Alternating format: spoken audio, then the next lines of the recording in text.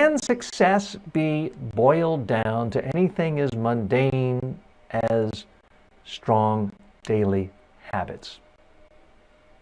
That's topic C. I believe the answer is yes, with some caveats. Certainly there are some people who are just born lucky, money falls into their lap, they're born rich, things are given to them, and they may have awful habits. They may be alcoholics, drug addicts, and they are still successful as far as becoming even wealthier, or fame, or notoriety, or they become world-renowned rock stars. So there are plenty of people who are successful, at least outwardly, to the rest of the world, and they have outwardly horrible habits.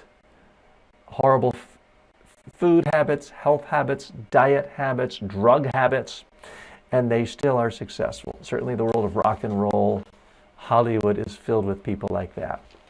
But if we take that out of the equation, I do think that if you define success as someone who is living a fulfilled life, someone who has huge sections of their life living in a healthy, disease-free, and an ideal weight, someone who has meaningful relationships, someone who has a meaningful career, someone who feels like they are accomplishing a lot with their life, that most of the time, someone like that, you analyze what got them there, and you can isolate it that it is simply a function of mundane habits. Do they go to bed at the same time, get a good night's sleep? Do they eat properly? Do they try to learn more about their craft? Yes. Now, it's possible to have great habits and a bus run over you. I understand that. It's possible to have great habits and be the victim of discrimination and bias. I certainly recognize that. And I don't mean to be glib about that. But I do think if you analyze the vast, vast majority of people who are successful by their own terms and by objective standards, you can isolate their success based on what they do on a daily basis. It's not just that they were born genetically gifted. It's not just that they are consistently lucky. It's not just that a muse speaks to them in a different way and they have insights that are so much more brilliant than others and they work less than others. It's typically about habits. Now, with some, it is purely work ethic of they spend more hours at the office. Now, that's not the kind of success I really view as success. There are people who are lawyers and they bill 3,000 hours a year and they bring in a lot of money to their law firm and they have a big house and a big car. But if you're billing 3,000 hours a year, you pretty much never see anyone in your family or any of your friends or do anything fun. That's the nose to the grindstone. That's not my definition of success. But it might be yours, in which case the habit is spend more hours working. Not what I would recommend. But in any aspect of life, the greatest writers in the world, the greatest software engineers, it's quite often, it is about their habits, their approach, what they do on a daily basis. People who are really successful typically have different habits than people who are very unsuccessful. They eat differently, they sleep differently, they consume different things. They read different things. They spend their free time differently. So that's part of the premise of this entire show. Because if habits didn't really matter, then why don't we all just drink whiskey all day long and eat potato chips and ice cream all day long and just hope that random luck hits us and we become successful regardless of our habits? Obviously, there has to be some causal relationship between habits and ultimate success, or why are we here? But I do think, well, many people understand this implicitly. They don't really connect the dots. If you're 20 years old and you want to be really successful when you're 30, or if you're my age and you want to be successful 10 years later, you have to really ask yourself, what are the daily habits of the people who are more successful than I am, who are already doing what I want to be doing. What is it they are doing? And when I look at people I respect, who I feel maybe are a notch or two ahead of me, I figure out what they're doing, and it's not a great mystery. They spend time every single day writing about their craft. They spend every single day speaking to people about their craft. Now, it might be through live streams like this, it might be a TV show, it might be a radio show, a podcast. It might be simply going to network meetings every single night and talking to people. But they are constantly speaking to people. They are constantly learning. They're constantly trying to improve themselves.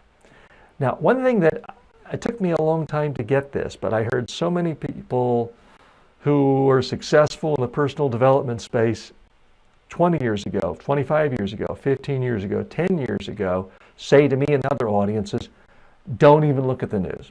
Don't read news, don't read news. I always thought that was very kind of small-minded, sort of anti-intellectual, being a bad citizen. And I didn't like that. Plus, I happen to love news. And for many years of my life, I was a news commentator doing political analysis, commentary. Those of you in the U.S. saw the debates last night, doing analysis of debates on places like CNN. So that was a part of my life and what I was about, and I was fascinated by it. But what I have found is that for the most part, those personal development experts were true. Now, I do think you should be up on the news and you should know the big things going on in the world, in your society. Otherwise, climate change can destroy you and you've never heard of it. But the whole concept of, if you're not a full-time journalist, spending a small amount of your time consuming news, I think is a valid concept. One of the things that has dramatically freed up my time, and I have it as a habit every day, it's on my checklist. It is in my Selfie Speak audio that I listen to every day. One of the things I listen to is, I tell myself, TJ, you are not going to read more than 30 minutes of news this morning. And you're not going to watch any cable TV news ever. I made that pledge to myself about a year ago when I looked at what do the people do who I admire.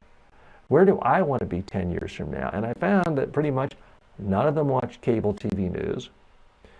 And most of them tried to really severely limit how much time they spend reading news. Because if you're not reading news, now you can read books about art, history, literature, science. You can learn about the latest of what's going on in your field, whether it's psychology, whether it's philanthropy. You can really go deep and learn. Can't do that if you're spending every moment looking at Yahoo News and other Kim Kardashian updates on what she's wearing.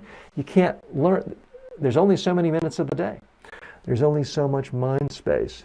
So I made that decision about a year ago. And I have to tell you, it's one of the best decisions I've ever made. What I have found is, even though there's dozens of websites I like to go to for news, if I know I'm only going to read news for 30 minutes, somehow, magically, I read all the articles I need to read in 30 minutes. Now, I just set an alarm. I just say, Siri, set alarm for 10 minutes, or for 30 minutes. And when the alarm is vibrating on my phone, then I know it is time to finish up and go to the next part of my day, which could include reading a book, listening to an audiobook for something that's not related to news. So yes, I do believe that success, in the vast majority of cases, can be examined, and we can really look underneath the hood and find it all stems from following solid, basic habits on a daily basis. Once you know that, then success can be yours. It's just a matter of adopting those habits and giving it time.